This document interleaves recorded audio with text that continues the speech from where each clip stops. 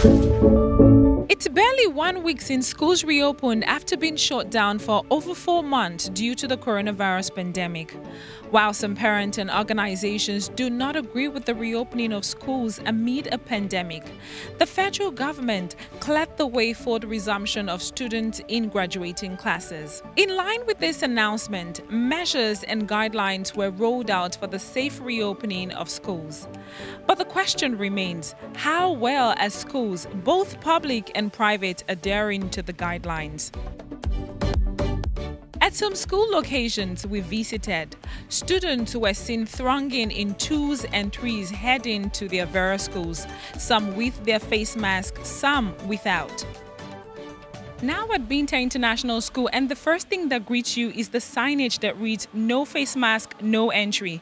We also saw wash and basins with soap and hand sanitizers, a nurse at the entrance to check your temperature, an isolation center, and classroom chairs arranged meters apart to maintain social distance. It was same at the CMS Grammar School, Lagos. We observed all the necessary hygiene and health protocols have been put in place ahead of the resumption of the budding students. Wash hand basins, posters and banners are done everywhere, emphasizing washing of hands, social distancing, and the use of face masks. When we visited neighboring public schools, we were prevented from filming, but we observed that temperature of students was being checked before they were allowed into the school premises, and wash and basins have been provided at strategic points in the schools.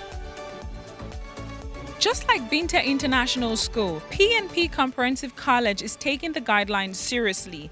The school resumption time for students has been staggered to avoid a cluster of students at the school entrance.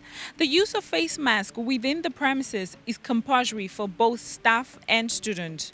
The proprietor, Iowa Peter, seems to think they are compliant. Comes in, we'll put there no face mask, no face shield or nose mask, no entry.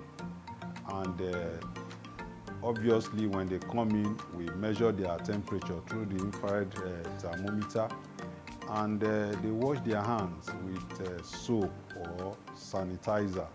And when they come in, we make sure we follow the rules of social distancing, which is also very important.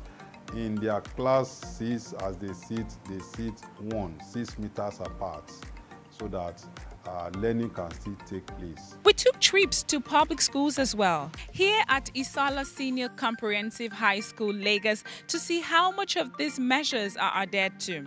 Upon our arrival at the school, our temperatures were checked, and we saw a wash and basin with soap and hand sanitizers, and of course, we helped ourselves to it.